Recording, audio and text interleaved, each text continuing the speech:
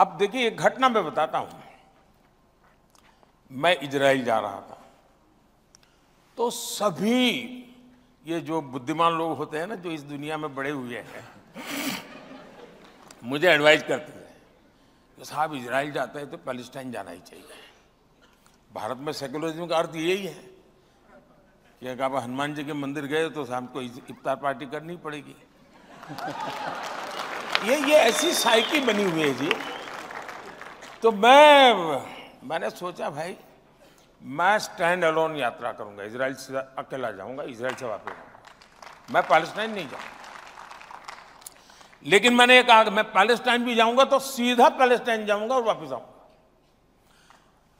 मैं ये क्लब करके हमारे देश के सेकुलरिज्म की जो विकृतियां हैं, मैं उसका शिकार नहीं होने वाला हूं।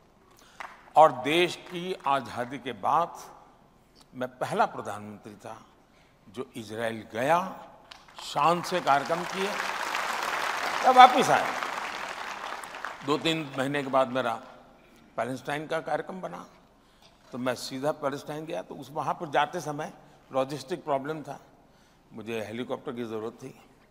मैं जॉर्डन से जाने वाला था तो जॉर्डन के किंग जो मोहम्मद साहब के सीधे वारिस है, जॉर्डन के किंग मोहम्मद पैगंबर साहब के डायरेक्ट वारिस है, उनको पता चला कि मैं ऐसे ही वहाँ से पास हो रहा हूँ। उनका जी नहीं, मैं अपना कार्यक्रम बदल करके जॉर्डन वापस आऊँगा, आप मेरे आइए, हम बैठेंगे और आपको हेलीकॉप्टर आपके देश से लाने की जरूरत है, मेरे हेलीकॉप्टर में जाएंगे और पूरी यात्रा में मेरी व्यवस्था रहेगी।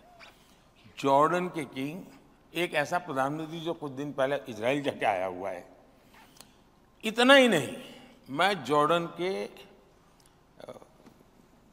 किंग का हेलीकॉप्टर में जब जा रहा था पैलेस्टाइन, तो इजराइल के 6 विमान उनके एयरफोर्स के, वो उसको एस्कॉर्ट कर रहे थे और मुझे, यानी जॉर्डन सम्मान दे रहा है, मुझे इजराइल सम्मान दे, और मैं जा रहा था पैलेस्टाइन, वो इजराइल को मालूम था, फिर भी वो मेरा सम्मान कर रहे थे। जब मैं मेरा कहता हूं, मैंने मोदी की बात नहीं करता हूं, मेरे देश की बात कर रहा हूं।